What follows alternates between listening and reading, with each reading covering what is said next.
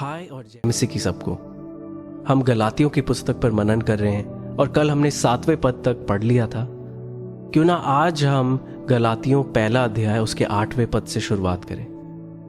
8वें पद में लिखा है, परंतु यदि हम या स्वर्ग से कोई दूत भी उस सुसमाचार को छोड़ जो हमने तुमको सुनाया है, कोई और सुसमाचार तुम्हें सुनाए तो श्रापित हो। जैसा हम पहले कह चुके हैं वैसा ही हम अब फिर कहते हैं कि उस सुसमाचार को छोड़ जिसे तुमने ग्रहण किया है, यदि कोई और सुसमाचार तुम्हें सुनाए तो वो श्रापित हो।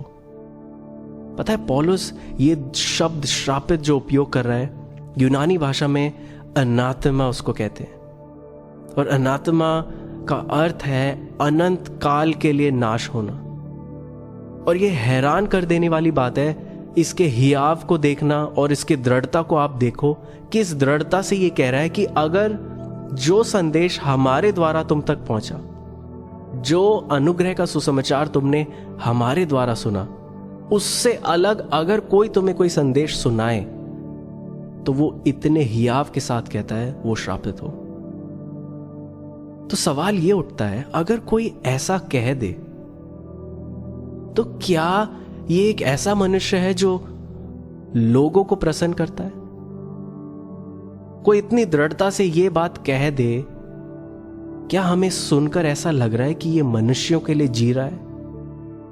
और 10वें पद में वो कहता है, अब मैं क्या मनुष्यों को मनाता हूं या परमेश्वर को? क्या मैं मनुष्यों को प्रसन्न करना चाहता हूं? यदि मैं अब तक मनुष्य को ही प्रसन्न करता रहता तो मैं मसीह का दास ना होता।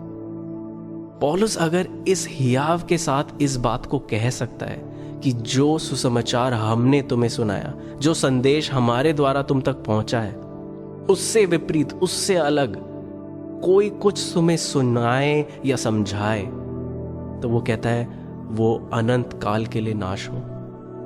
और ऐसा कहकर मेरे प्रियो, वो कभी भी मनुष्य को प्रसन्न करना नहीं चाहता। वो सिर्फ और सिर्फ अपने मसीह यीशु का दास ठहरा है और उसी की प्रसन्नता में उसकी खुशी है। ऐसा वो कैसे कह सकता है?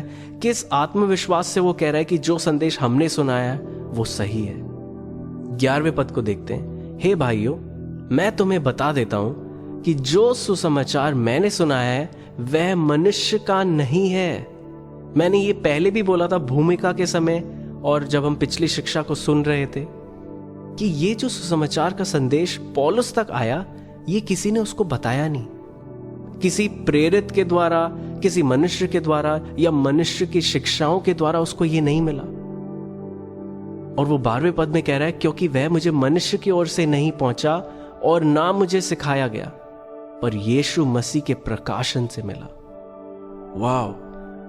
वो कह रहा है कि मुझे ना मनुष्य ने सिखाया, ना मनुष्यों की शिक्षाओं से मैंने ये सीखा है।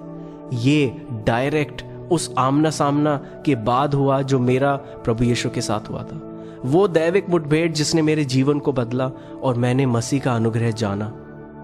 और ये सुसमाचार का संदेश मैंने तब ग्रहण किया, और जो मैंने ग्रहण किया अब मैं तुम्हें दे रहा हूं। जो अभिषेक मुझको प्राप्त हुआ उसमें से मैं तुम पर उंडेल रहा हूं। तो क्यों ना हम आज 12वें पद के साथ समाप्त करें, क्योंकि ये इंट्रोडक्शन का ही टाइम है। पहले अध्याय में बस पौलुस जिस विषय के बारे में लिखना चाहता है उसको प्रकट कर रहा है, उसको धीरे धीरे इंट्रोड्यूस कर रहा है। और आगे हम इस वचन की गहराई पे जाएंगे कि इसके ये लिखने का कारण सही मायने में क्या था। ये क्या व्यवस्था की बात कर रहा है, ये कौन सा मिलावट हो रहा है इस सुसमाचार के संदेश में, जिसके विरुद्ध पौलुस हमें चेतावनी दे रहा है। आगे की शिक्षाओं में हम सीखेंगे। आज के लिए इतना ही काफी है। Thank you, bye.